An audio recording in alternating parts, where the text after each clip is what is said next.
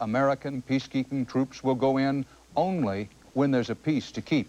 Correspondent David Martin covered opening day of the talks. President Slobodan Milosevic. They are united only in their contempt for each other and their unbroken record of failing to honor previous agreements. It took Secretary of State Christopher's urging just to get the presidents of Bosnia, Croatia, and Serbia to shake hands. A stiff beginning to what is billed as the last best chance for peace. If we fail, the war will resume. Death and starvation would once again spread across the Balkans. Outside the conference room, there was no mistaking the bad blood. We know we're going to be sitting across the table from some monsters, but if that's what it takes to make peace, we'll do it. Chief U.S. negotiator Richard Holbrooke carried a draft agreement full of details about everything from elections to the return of refugees. The agreement must somehow square the circle among the irreconcilable goals of the three factions. The Bosnian Muslims want a state of their own, while the Serbs and Croats want to carve up Bosnia between themselves. It's going to be tough going. All three presidents have come in with very tough lines. Nothing will be harder to reconcile than the conflicting demands over territory. The Serbs want a wider corridor through Muslim territory to the land they hold in the west. The Muslims want an open road to the enclave of Gorazda, a road that runs right through Serb territory. That's what the leaders want. The people of Bosnia can only hope their leaders are as weary of war as they are. This is a war among nationalist leaders. It is not a war among people. They've been saying ever louder to their leaders, we don't want to die anymore for your ambitions. It will require a lot of compromise in an atmosphere where there is precious little goodwill. The only thing they've agreed on so far is to kick the press out and negotiate in secret. David Martin, CBS News, Wright-Patterson Air Force Base, Ohio. More than 1 million people have been driven from their homes, made refugees by war and ethnic cleansing in Bosnia. Secretary Christopher said when peace comes, all must be allowed to return to their homes or receive just compensation. But as correspondent Alan Pizzi reports tonight from western Bosnia, that's a lot easier said than done. There's a message here for the Bosnia peace talks. 2 weeks after the Serbs were driven out of this part of central Bosnia, their homes are still being burned to the ground by Muslims they persecuted. The road to the once ethnically mixed town of Sanski Most is a brutal testament to the double-edged sword that is ethnic cleansing. What goes around here comes around. The Terzic family, who are Muslims, were kicked out of their home by Serbs and spent 3.5 years as refugees. Azam Terzic was wounded 6 times. The only words that kept me alive were, "I will come back," he says. When they did get back, the family found their house had been occupied by a Serb they once knew. What hadn't been looted, the family says, had been trashed. Nura Terzic says the feeling that someone else was in her house was awful. But now, she says, I'm the happiest person in the world. She's also lucky she became a refugee. This mask was found in the house. It was allegedly used by their Serb neighbor when he killed Muslims. Scores of Muslims have already been found murdered here. Many more believed to be in mass graves. All of them, a European monitor said, were killed by their Serb neighbors. 3,000 men are still missing. The American ideal that those who have been ethnically cleansed should be able to return home may sound morally right, but the reality is that it's never going to happen. The only people coming back to their homes in central Bosnia are Muslims who know that their former Serb neighbors are gone for good. This man didn't want to talk about it. He's just taken over a house once occupied by a Serb family. All along this street, refugees have painted their names on abandoned houses and moved in. Unless someone has a better idea and money to back it up, such unofficial reapportioning may be the only way people left with nothing can start again. This Muslim family lost everything, so they took over an empty Serb house and are looting another to furnish it. And right or wrong, it's not an issue that peace talks can even address. Alan Pizzi, CBS News, Sanski Most. Coming up next on the CBS Evening News, Defense Secretary Perry in Japan with a promise and an apology. And later, a boy who's swimming against the tide against the girls.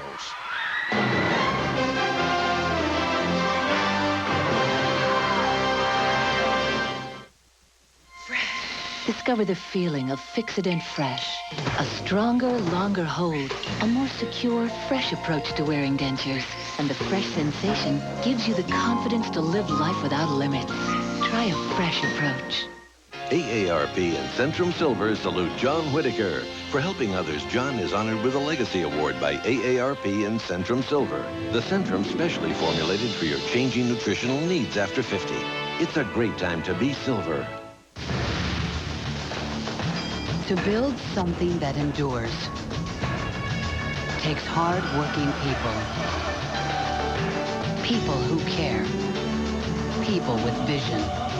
And the strength to see the job through. We know. Since 1904, that's how we've built a name for ourselves in financial services. Providian. Insurance, credit, and retirement savings. In Tokyo today, U.S. Defense Secretary William Perry said he has reached agreement to maintain overall U.S. troop strength in Japan. He said some might be shifted away from Okinawa, the scene of recent crime that set off a storm of anti-American protest. But Perry said neither side wants to reduce the overall U.S. commitment to Japan. Correspondent Barry Peterson has our report. If William Perry has his way, American defense secretaries will be shaking hands with American troops in Japan for a long time to come. America, he insisted, isn't going to trim back its 47,000-strong force by so much as a single soldier. We could locate all of our troops back in the United States, but they would not serve the function. They would not serve the function of providing security and stability to the Western Pacific. On the small Japanese island of Okinawa, anti-American rallies have drawn tens of thousands. Most of the U.S. troops are based here, and tonight there were new calls that the bases be closed.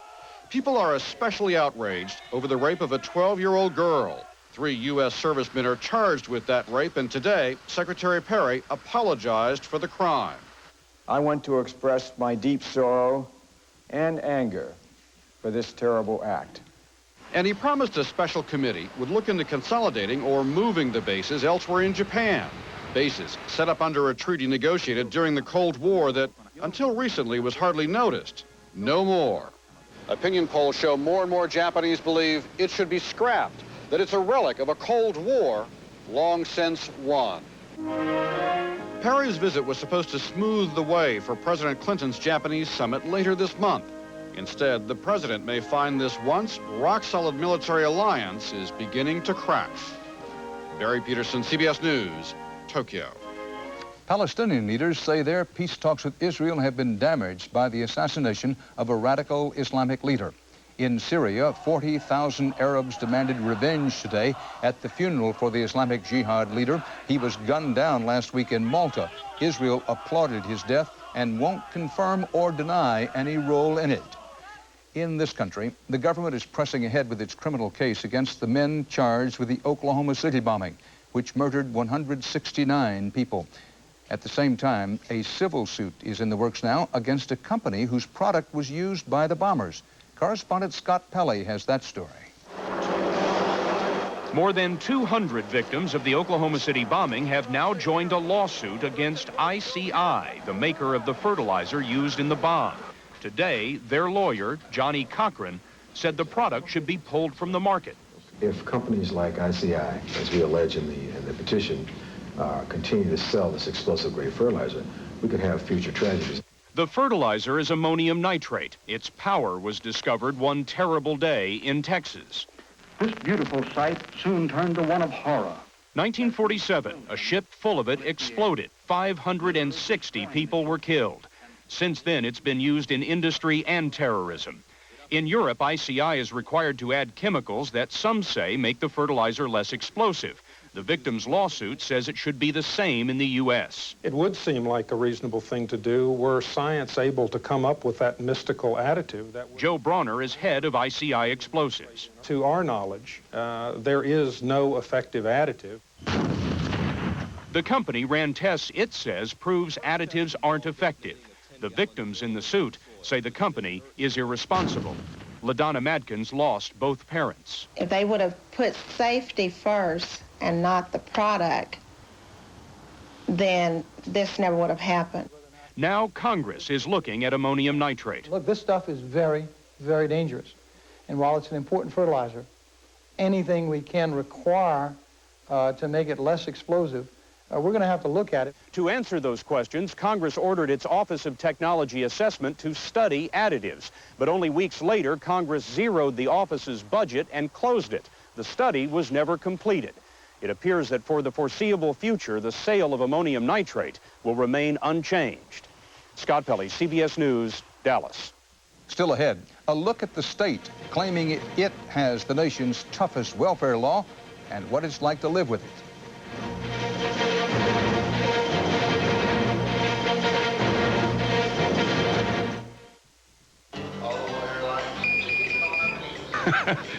You're going to have to open that bag, ma'am. Well, if you insist. Plump, delicious Sunsweet bite-sized pitted prunes. Sunsweet, always a sweet idea. Tonight at Red Lobster. We're gonna ooh yeah. We're gonna yeah. With our 2 dozen shrimp, just $8.99. Roasted shrimp with fresh veggies, plus scampi and fried shrimp. Our 2 dozen shrimp, just $8.99. Red Lobster tonight. If you want relief from minor arthritis pain, turn up the heat on arthritis. Just minutes after applying Ultra Strength Bengay, you can actually see the heat. It's the strongest, most advanced Bengay ever, with the heating power of 3 pain relievers. So turn up the heat on arthritis. How much closer are our precision heads? Our innovative lift and cut system? How much better is the latest Norelco? In a word, we've never brought you closer. The Norelco Razor, our closest shave ever. If heartburn shows up when you lie down, it may not be just heartburn. It may be something different. Doctors call it acid reflux, and you need something different. You need regular Gaviscon. Only Gaviscon forms a protective barrier that helps keep stomach acid down, where it belongs. Mylanta can't, Pepcid AC can't. Gaviscon is the only medicine you can buy without a prescription that can. So to help stop reflux pain from acting up when you lie down, get Gaviscon. It's different from here all the way to here. What are people saying about the new CBS This Morning? The Boston Globe, an excellent newsmaking show. The Detroit Free Press, an opportunity to watch a live show without having to stand outside a picture window. And the New York Daily News. The studio audience wakes up morning. Join the crowd. Watch the new CBS This Morning. On Capitol Hill, abortion is re-emerging as a national election issue. The House voted overwhelmingly today to make a rarely used type of late-term abortion a felony, a federal crime punishable by prison time for doctors who perform it. This is the first time Congress has moved to outlaw a specific medical abortion procedure since the Supreme Court upheld a woman's right to choose whether or not to have an abortion. Republicans have tacked on several more anti-abortion measures to other major bills now before the Congress. President Clinton met at the White House today with the Republican congressional leaders trying to end their stalemate over government spending policy, but it turned out they couldn't agree on what to talk about first, as White House correspondent Rita Braver reports. With the federal debt about to hit its $4.9 trillion legal limit, Senate Republican and Democratic leaders had a sit-down with the president. Republicans don't want to raise the limit and let the government borrow more money to pay its bills unless the White House agrees to a balanced budget in 7 years. The White House says the two issues should not be linked. And today, nobody said uncle. I would say that the president made it very clear up front there's no linkage between the debt ceiling and the budget as far as he's concerned. We have a little different view. Frankly, there aren't any specific details of any kind of agreement at this stage. There was some talk about a short-term fix to extend the debt limit for a month, but no promises. And the administration predicts if the government defaults on its obligations, it will undermine international confidence in this country and create huge repercussions throughout the U.S. economy. We literally increase interest rates, and we then increase the mortgage payments of literally millions of Americans. That is unacceptable. Economists are uncertain about what default would do to world financial markets, but there could be short-term problems for large and small investors, and big cutbacks in everything the government does. Paying employees, purchasing paper clips, buying aircraft carriers, providing benefit checks to individuals. One would have to restructure the government's activities, and that is a hopelessly complex thing to start to do. The White House and Republican leaders have agreed to meet again. But in the meantime, the president today told the Republicans that in the overall battle of the budget, if they want to get some of their most drastic cuts enacted, they'll have to get a Republican president elected.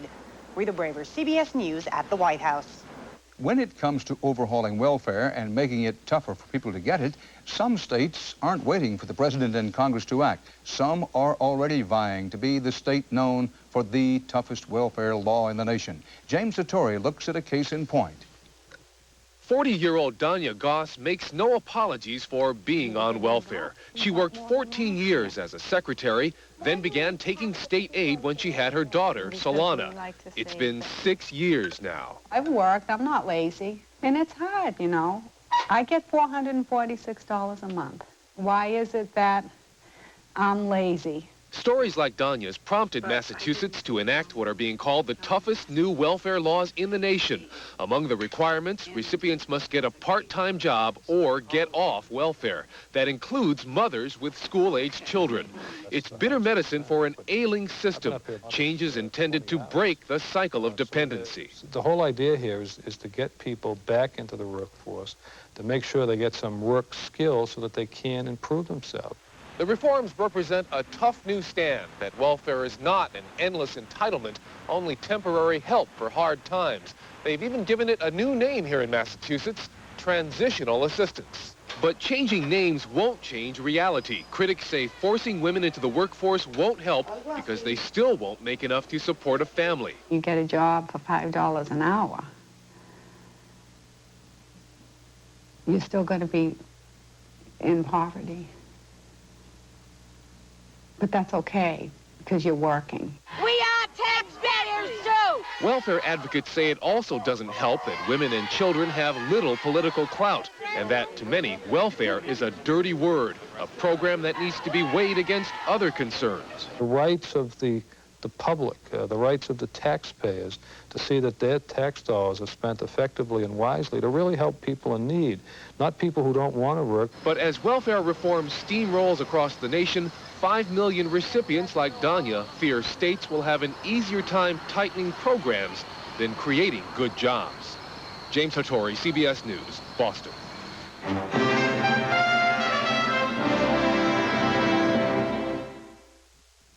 Hi. Thought you might like a little help. Thanks. My hands. Should I get your Advil? I'm trying that new naproxen sodium. But this has special dosing restrictions for people your age. Your Advil doesn't. I'm older, 66. And what if you take this and your pain comes back? Oh. You may be in pain for hours before you can take more. Doesn't your doctor recommend Advil for you? You're right. I'll stick with Advil. Nothing is proven more effective or longer lasting than Advil. Nothing. Oh, great. We're spending the day at her house. Man, she's got the life. While we're doing our business in front of the whole world. Old tuna breasts in her private box with a clean, fresh scoop-away litter. Scoop-away's those state-of-the-art clumps where she wets. They scoop away the clump and bam, Pookie's box is fresh and clean. Me? I gotta hold it till halftime. Great, I don't even have to go. Scoop Away, the litter that's day one clean every day. This is a really beautiful day.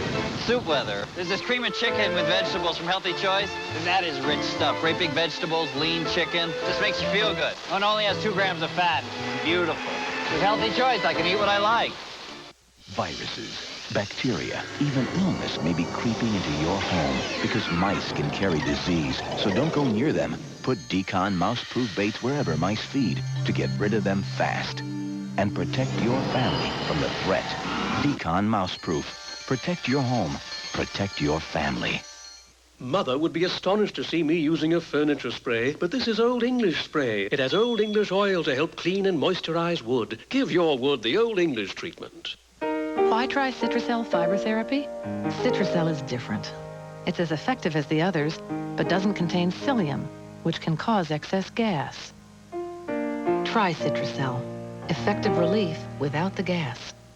Breast cancer. It's every woman's nightmare. Could an important new discovery lead to earlier detection and treatment? We'll have complete details tomorrow on the CBS Evening News. The latest national education test results around today's subject, American history. And the survey says more than half of America's high school seniors don't know the basics about U.S. history. Well, you've no doubt heard stories about girls fighting for the right to play high school sports on boys' teams, football, baseball, basketball. Today, a court decision in a more unusual case. This is a case of a boys' fight to compete on girls' teams. Correspondent Richard Threlkeld has our report. Take your mark. The girls' swim team from Ichabod Crane High School is only 1-8 in competition this fall, but they're game. There's Megan and Carrie and Kristen and Julie and Ben. That's right, 16-year-old Ben Holman, a boy. And I feel like, quote, one of the girls. I really do. And it's a good feeling. Yes, it is. Ben would like to have been one of the boys, but no boys went out for the swim team. And since he'd like to swim his way to a college scholarship, he joined the girls. I wasn't sure exactly what to expect, especially from my teammates, but they really came through for me, showed me a lot of support, and I appreciate it. Is it a good thing, or? Yeah. Yeah? Physically, he's different, but he's not any different than us in how we treat him. Like one of us. Yeah, he's just one of the girls. But he is different. Boys are generally bigger and stronger and faster, and parents like Dr. Paul Gaffuri, whose daughter Elizabeth swims against Ben for the Albany team, thinks that's unfair to the girls. Ben is a boy, and I think Ben deserves the right to compete against other boys. Ben Holman hasn't won all of his races, but he's won enough so that some parents of girls on opposing teams began to complain. So a panel of coaches decided he'd have to get off the girls' team. Then, as so often happens in cases like this, the whole thing wound up in court. I hope by doing this that in the future, boys will not have to go through this. Maybe things will change where everything's set. But not just yet, apparently. Today, they decided Ben can compete against boys only in the sectional finals this year, but no decision's been made about next season. For whatever it's worth, in this, his last match against girls, he came in a close second to Dr. Gaffuri's daughter, Elizabeth. Richard Threlkeld, CBS News, Kinderhook, New York. The aging air traffic control computers responsible for Chicago's O'Hare Airport, the world's busiest, went down for more than an hour today, the 5th time that has happened since July. Coming up next on the CBS Evening News, the fuss over feathers.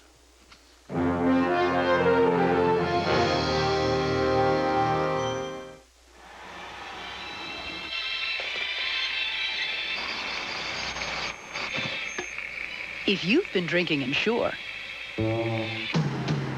there's a little something you should know. Sustacal has more protein, less fat, and about twice as much calcium. No, Sustacal can't add years to your life, but it might help add life to your years. Hyperkeratosis? Symptom: persistent, itchy, flaky scalp. Solution: Neutrogena T-Gel. It works. Neutrogena T-Gel Shampoo.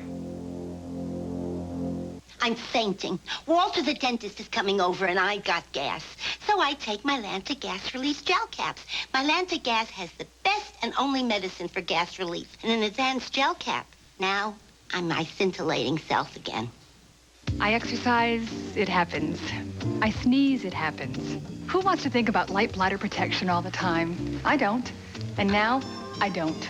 Because Stay Free Serenity gives me extra dryness protection with new Extra Curve pads. Stay Free Serenity Extra Curve pads have Dry Layer Plus to keep them much drier than ordinary maxis. So I feel drier. Look, it's no big deal. Try new Curve pads Extra and Extra Plus, only from Stay Free Serenity. Drier than maxis. It began with a single shoe store and a commitment to customer satisfaction unique in retailing. Today, that philosophy has spawned 74 stores across America, and nothing, not even economic downturns, has affected the Nordstrom record of uninterrupted growth. Where do you find companies routinely outperforming their industries year after year? Actually, there's a list of them printed every day. NASDAQ, the stock market for the next 100 years. This was sentencing day for a woman who got into a whole lot of trouble just by giving Hillary Clinton a present. That seemingly innocent act of generosity got the woman busted for illegal possession. Bill Geist has the story of fines, feathered friends, and federal law. Peg Bargon, who grows herbs and works at a small animal clinic, generally does not fit the criminal profile. But on August 3rd, 1994, a combined force of armed federal and state law enforcement agents raided Peg Bargon's farmhouse here in central Illinois. I kept asking them, why are you here? And they kept telling me, you know why we're here. You know what you've done. Federal agents got what they were after, feathers. Peg Bargon was charged with possession of feathers. Everything from a bald eagle feather she'd found at the zoo to blue jay and robin feathers she'd picked up off the ground. Turns out it's a federal offense these days to even possess almost any kind of bird feather. It all started when Hillary Clinton came to the University of Illinois and Peg Bargon gave the First Lady a feathered hoop she'd made called a dream catcher. Mrs. Clinton sent her a warm thank you note, but the dream catcher turned into a nightmare when federal agents learned it contained illegal feathers, and they conducted coordinated raids at Peg Bargon's home and Norma Adams' craft shop. They've got us on possession. The sting included an undercover buy and covert telephone taping. I do have a roadkill owl, about half of a wing. The feds went so far as to perform DNA testing on some of the bird feathers and to perform autopsies on some birds found in a friend's freezer to see if they'd been shot. They hadn't. She knew it was against the law and intentionally continued to sell them. The case seems to have ruffled the feathers of everybody around. We think that the government has better things to do with our tax money than to prosecute people for picking up feathers under cages. This is a dumb case. Picking up a feather is not wrong. Today, facing a prison term and a $200,000 fine, Peg Bargon was sentenced to 2 years probation and fined $1,200. I want to go home and start living a free life and continue to educate the public that you may not pick up bird feathers off the ground. But Peg Bargon did say she will continue to make dream catchers, but this time with feathers from a species so far unprotected by federal law, to keep the federal government from squawking. Bill Geist, CBS News, Monticello, Illinois. And that's part of our world tonight. First thing tomorrow, CBS This Morning with two of the best journalists on television, Harry Smith and Paula Zahn. For the CBS Evening News, Dan Rather reporting. Good night.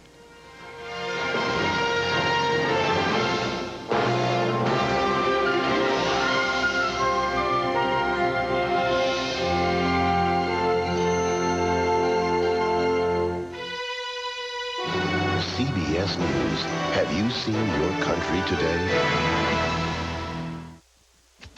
The news at 6 is next. After complaints about sex and harassment, TriMet gets tough on rogue drivers and promises to listen to riders. We'll tell you how. On the MAX project, the blasting is nearing an end. The meeting of the tunnels is coming soon. We'll tell you when. It's cold and there are fewer places to go. Where will Portland's homeless find refuge tonight?